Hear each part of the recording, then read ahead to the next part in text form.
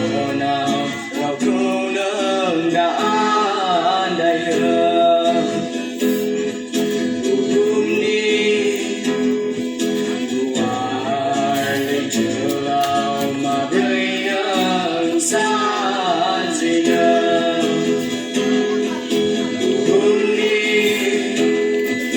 mời à pha cô nào vào cô nương đã đầy hương Lingua kabai Jisua Kau ni lama dương khai pulau nana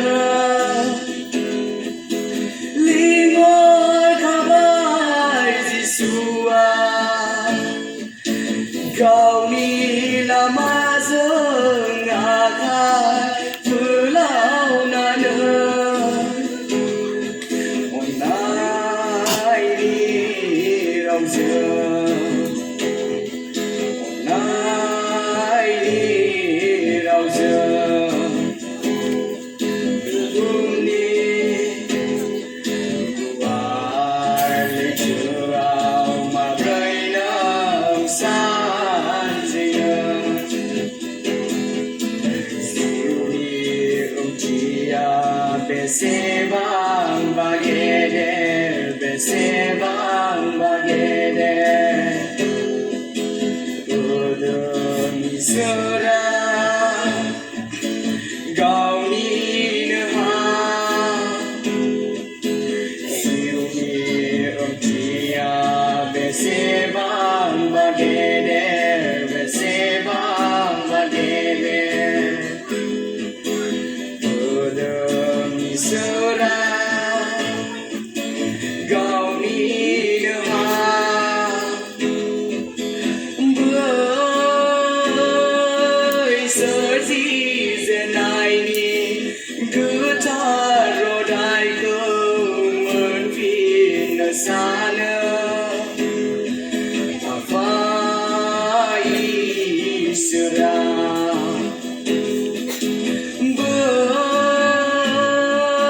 sơ gì giờ này ni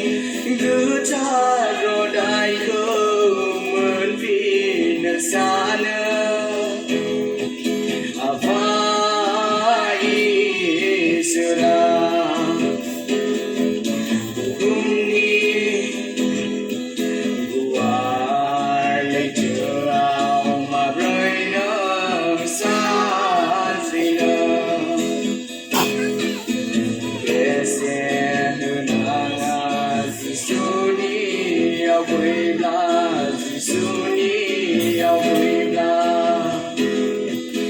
Bài cô bài đi đâu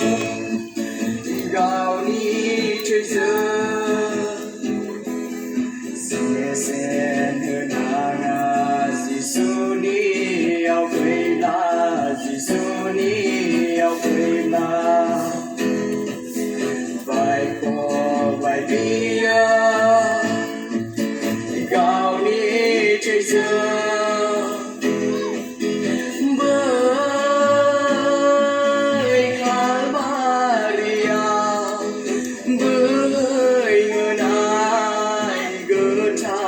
trời áo xưa